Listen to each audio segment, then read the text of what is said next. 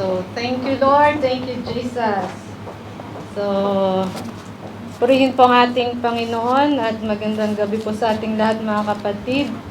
Tayo po ay dadako sa ating pong gawain po ng pagbibigay at makibukas po kayo sa Proverbs 3 verses 1 to 10. So, yun po, basahin po natin. Sabi po dito, "My son, do not forget my teaching, but keep my commands in your heart. For they will prolong your life many years and bring you peace and prosperity. Let love and faithfulness never leave you. Bind them around your neck, write them on the tablet of your heart. Then you will win favor and good name in the sight of God and man. Trust in the Lord with all your heart and lean not on your own understanding.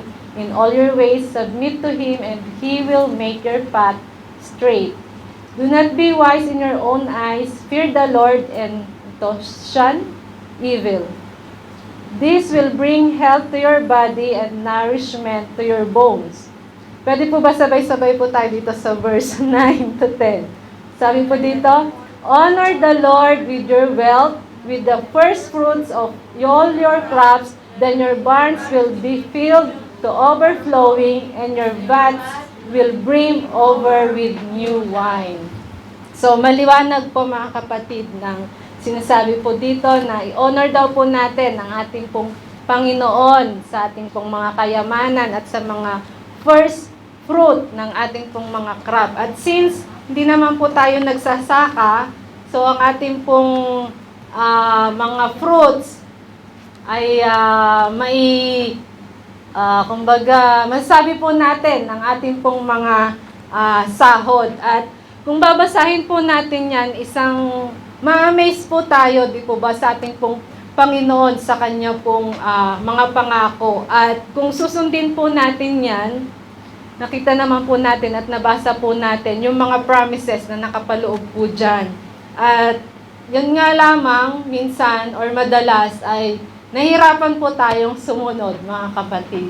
At yun po yung nakakalungkot. At minsan, nagpipray po tayo sa Lord ng napakaraming mga bagay. And then, pag hindi po yun naibigay ng Lord, ay nag-aas po tayo sa Kanya, bakit hindi po niya tinugon yung ating pong mga panalangin. At naalala ko lang po yung preaching po ni Pastora last time na baka naman yung or sa exhortation po yata parang ganun sa prayer, na baka naman yung hinihiling po natin ay hindi po natin kailangan, kundi wants lang.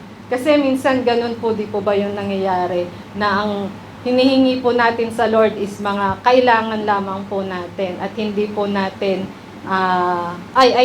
mga wants lamang po natin at hindi po natin needs. At yun nga po, minsan nagtatampo po tayo sa Lord. Pero ang tanong, mga kapatid, tayo po ba ay sumusunod sa ating pong Panginoon? At minsan, kaunting oras nga lang po, di po ba, na hinihiling po niya, ay hindi pa po natin maibigay. At yung mga bagay na kagaya po nito, hindi rin po natin maibigay. At kung iisipin po natin, di po ba, sabi nga din po ni Pastora last time, sino po ba nagkakaloob ng ating pong mga trabaho, ng ating pong lakas, ng ating pong buhay, di po ba, ang ating pong Panginoon? And what if bawiin niya po yung lahat ng ito, di po ba? So, wala po tayong magagawa, mga kapatid. So, we must ready, sabi nga dapat. At dapat po na magbigay po tayo sa ating pong Panginoon kung ano po yung ating pong mga tinatamasa. Kasi, alam naman po natin na ang lahat po ng bagay na ito ay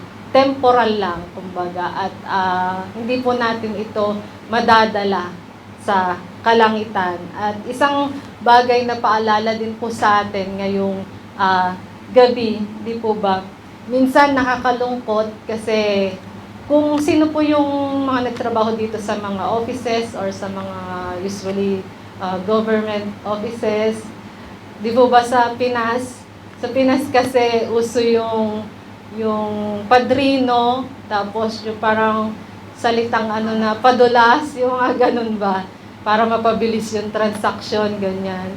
So, sa mga mga ganong mga lugar usually, pag may kakilala ka ay mabilis yung transaction kasi sa mata lang kayo nag-uusap, okay na. So, ang gusto ko pong sabihin dito na once na yung isang tao po is na bigyan ng pabor ng isang nagtatrabaho or may po sa isang opisina, di po ba yung tao na nabigyan po ng pabor na yon is binabalik po niya yung pong nagawa po sa kanya. Kumbaga, hindi siya, based on my experience, sa aking pong trabaho kasi, marami pong ganon na pag inasikaso mo sila, pag dumadating sila at syempre may mga dalang merienda, minsan, ganyan, or nakasobre na alam mo na kung para saan yun, syempre mas mapabilis po yung transaction usually. Di po ba? So, may mga ganong instances. So, ang gagawin mo naman po, magbabalik ka syempre. Kumbaga, susuklian mo yung pabor na ginawa po nila para sa'yo or yung mga pabor naman na ginagawa mo para sa kanila. How much more po yung ating pong Panginoon sa dami po ng mga favor, di po ba, na binibigay niya po sa atin, ginagawa niya po sa atin sa araw-araw. Tayo po ba'y nakakapagbalik? I'm not saying naman po na ako po ay ganun nga na perfect na nakakapagbalik. Alam ko yung pong mga pagkukulang ko, mga lackings ko sa Lord. Pero nakakahiya po mga kapatid, di po ba na ang Lord binubuhos niya lahat sa atin yung mga blessing. Pero tayo po ba? Minsan hindi tayo magkanda-ugaga sa pag-iisip ano ba yung presence na ibabalik natin, ibibigay po natin para sa tao na nagbigay po sa atin ng pabor. Pero minsan naisip po ba natin, ano din po ba yung pwede po nating ibalik para po sa ating pong Panginoon. So ito po, ngayong gabi ay tayo po ay magbabalik. Hindi po ito hinihiling ng Lord, kundi ito po ay pagbabalik po natin para po sa Kanya, sa lahat po ng mga binibigay po niya para po sa atin. At nawa ang lahat po ng ito ay magamit po for His glory alone. Yes, Lord. Yes, Lord. Sige po, tayo po manalangin. Ama naming Diyos, pinupuri ka po namin, dinadakil at pinasasalamatan, Panginoon, sa aming pong mga buhay. Kayo na Diyos na nagbibigay po sa amin ng lahat, Panginoon, ng aming pong mga pangangailangan, even our life, Panginoon, our breath, Panginoon, sa bawat araw ng aming pong buhay, our strength, Panginoon, sa pagtatrabaho. Lord, we truly acknowledge, Panginoon, ng lahat po ng ito ay sa inyo po nagbuhat, Panginoon. Kaya, Ama, sa gabi pong ito, marapatin niyo po, Panginoon, na ang bawat isa po sa amin ay makapagbalik, Panginoon, ng aming pong mga pasasalamat, Panginoon, para po sa inyo pong kaluwalhatian, Lord God. At dalangin ko po, Ama, na sa gabi pong ito, patuloy na inyo pong pagbabasbas, Panginoon, sa bawat buhay, Panginoon, sa bawat kamay na magkakaloob po ngayong gabi, Panginoon. Nawa, Lord God, whatever the desires, Panginoon, ng puso, Panginoon, ng bawat isa, inyo pong katagpuin ayon po, Panginoon, sa inyo pong kalooban. At nawa, Panginoon, patuloy po namin matutunan, Panginoon, lagi, Panginoon, na magbalik sa inyo, Panginoon, ng mga pasasalamat na nararapat po, Panginoon, para po sa inyo.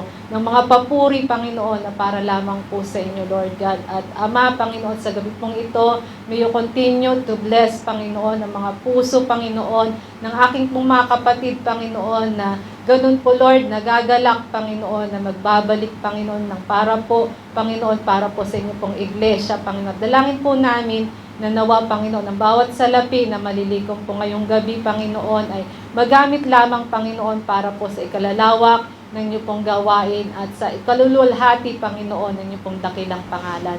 Salamat po, Ama, at tunay na sa inyo po namin maingat na ibinabalik ang lahat ng kapurihan, Ama. Pasalamat, pagdakil at paglulhati sa pangalan po ng iyong anak na si Jesus. Amen.